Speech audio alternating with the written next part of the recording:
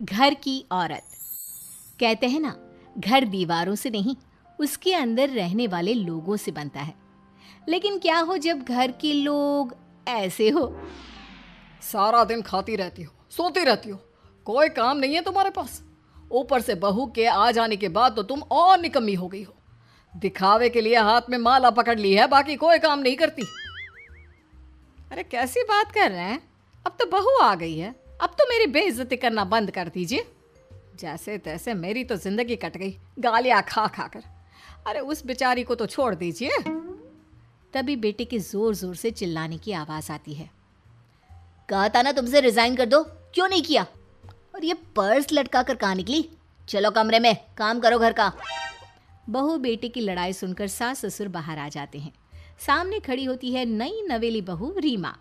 देख लीजिए माँ जी, शादी से पहले तो मेरे माँ पापा के सामने कहा था कि शादी के बाद नौकरी करने देंगे, लेकिन अब क्या कह रहे हैं? तो तुम माँ जी को क्यों बोल रही है बहू? तब उसका मन रहा होगा, अब नहीं है। पर पिताजी, उसके मन से मेरा करियर तो नहीं चल सकता ना। ससुर को बहू की बात पर गुस्सा आ जाता है। वो बेटी की तरफ देखता है। पापा से जबान लड़ाती है, रुक। ये बोलकर वो पत्नी को खींचकर कमरे में ले जाता है और बंद कर देता है। ये सब देखकर सास दुखी हो जाती है। पति के जाने के बाद सास बेटे से कहती है, देख बेटा, अब जमाना कुछ और है। तेरे पिता ने घर में औरतों की कद्र नहीं की, लेकिन तू ऐसा ना बन। शहर की समझदार पढ़ी लिखी लड़की से शादी की है तूने, उसका ख्याल रखा कर, तमीज से पेश आया कर। जा, बहू को कमरे से बाहर ले आ। लेकिन बेटा नहीं मानता और बहू कमरे में सारा दिन बंद रहती है।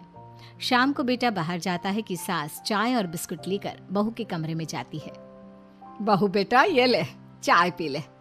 रो रो कर कैसी शक्ल बना ली है बेटा। माँ जी, ये कैसे लोग हैं? आप कैसे मैनेज कर रही हैं? ऐसे थोड़ी ना होता है माँ जी।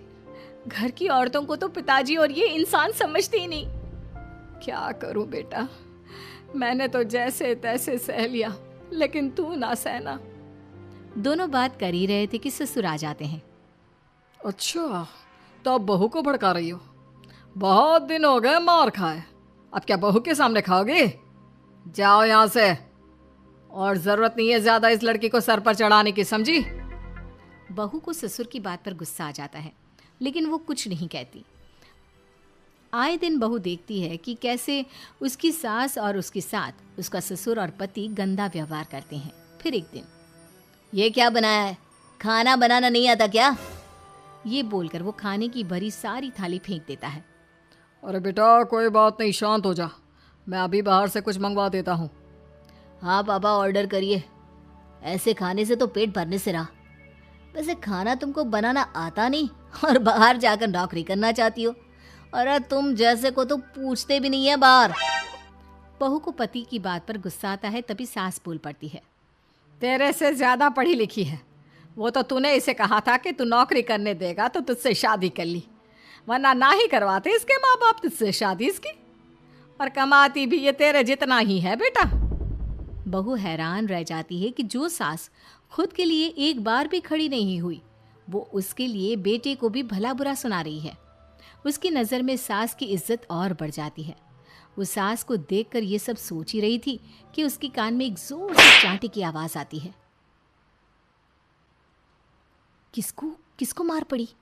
वो देख ही रही होती है कि उसकी नज़र जमीन पर बैठी सास पर पड़ती है।